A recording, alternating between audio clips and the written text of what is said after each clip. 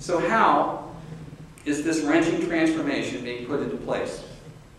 Well, there are 4 very specific routes being used. In the rural areas, it's called the Wildlands Project. In the cities, it's called Smart Growth. In business, it's called Public-Private Partnerships. And in government, it's called Stakeholder Councils and Non-Elected Boards in Regional Government, or Reinvented Government. The Wildlands Project was the brainchild of radical Earth First founder Dave Foreman. And it literally calls for the rewilding of 50% of all the land in every state back to the way it was before Christopher Columbus set foot here.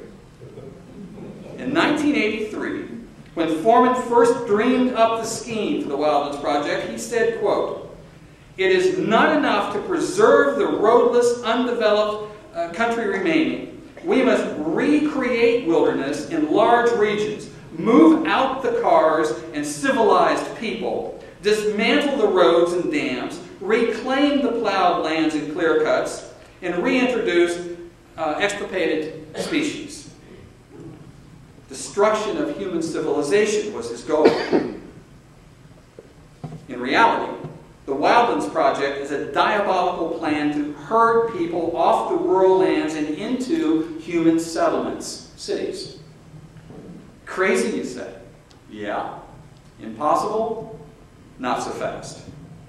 From the demented mind of Dave Foreman, the plan became the blueprint for the UN's Biodiversity Treaty.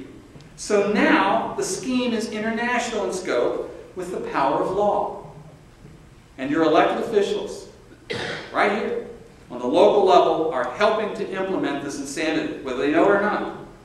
Yet they are quick to deny that any such ideas have their origins on the international level. They accuse me of wearing tinfoil hats and hearing voices.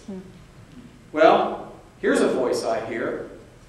Again, Maurice Strong said at the UN Earth Summit, quote, "Isn't the only hope for the planet that the industrialized nations collapse? Isn't it our responsibility to bring that about?" And that's the true agenda we face. But how do you remove people from the land? One step at a time. There are many tools in place to stop human activity and grow the reserve. Push back livestock access to riverbanks on ranches and farms. It becomes more difficult and more expensive to run the farm. Eventually, it goes out of business. Lock away natural resources by creating more national parks. It shuts down the mines, and they go out of business. Call every mosquito-infested swamp and occasional mud puddle a wetlands, and ban any development around it. Invent a spotted owl shortage and pretend it can't live in a forest where timber is cut. Shut off the forest. Then, when no trees are cut, there's nothing to feed the mills, and then there are no jobs, and they go out of business. In the East, the land control device most preferred is called a conservation easement. Farmers are in a desperate situation. They have their land. It's their only asset in many cases. Many decide to sell the land to developers. At least he has something to show for the land and for his family. But the sustainabilists hate development and want to stop it at any cost. So they devise a plan supposedly to help the farmer keep his land and keep farming, the conservation easement. The farmer may be paid a sum of money and will get tax breaks just for signing an easement, and he will, as long as he follows certain rules, and won't sell it to developers. In many cases, they also offer extra cash to sell their development rights, thus assuring that he won't sell to developers. All is well for the farmer, so he thinks.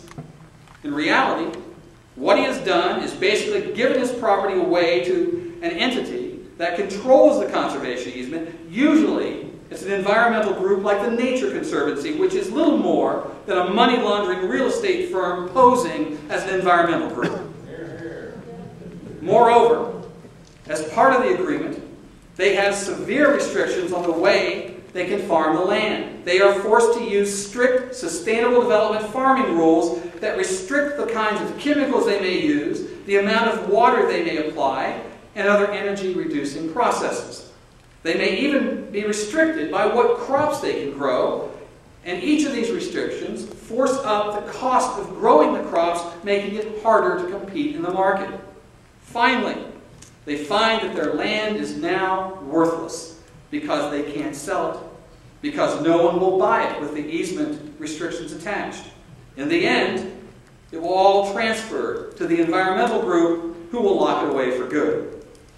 Moreover, when the conservation easement is signed, the land is taken off the tax base for the community. With enough land off the rolls, the taxes for everyone else must go up dramatically. And by the way, so far, Virginia brags that it has locked away 78,713 acres per year between 2001 and 2009. And they predict another 400,000 acres by 2014. It represents 14.6% of the state land area and growing.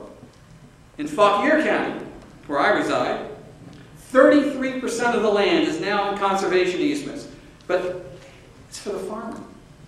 Isn't it strange to find that only 2% of that 33% is farmland?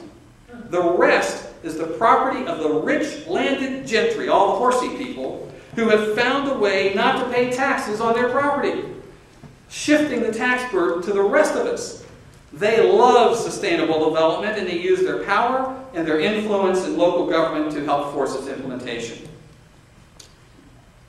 Other parts of the Wildlands Project come in many names and many programs. Heritage areas, land management, rails to trails, open space, wolf and bear reintroduction, and many more.